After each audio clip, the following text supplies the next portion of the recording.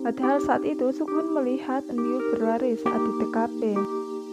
Akhirnya Sukun di sini mengatakan bahwa ia menyukai Eunbyul dan mengajaknya berjalan bersama. Tentu saja dengan niatan Sukun untuk berbalas dendam. Di sisi lain terlihat pasangan Kyujin dan Jodante sedang makan bersama.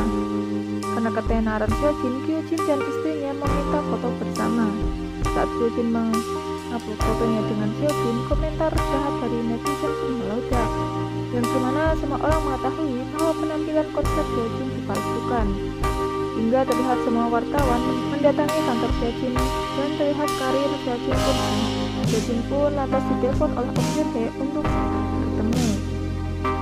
Terlihat Seojin yang akan menemui Oh Hyun Hye di panggung Jong-a hingga cekcok pun terjadi.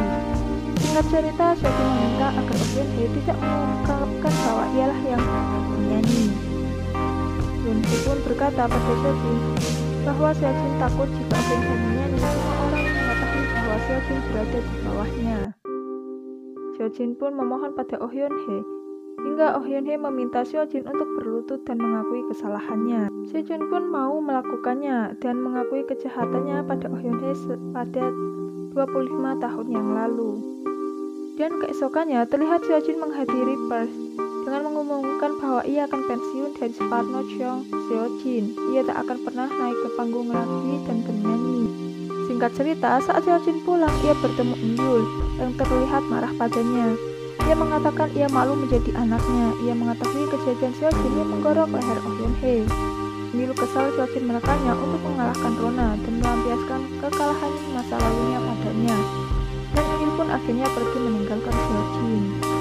Dan Seojin pun akhirnya mabuk-mabukan. Dan saat itu juga Ha Young-soo datang kepada Seojin.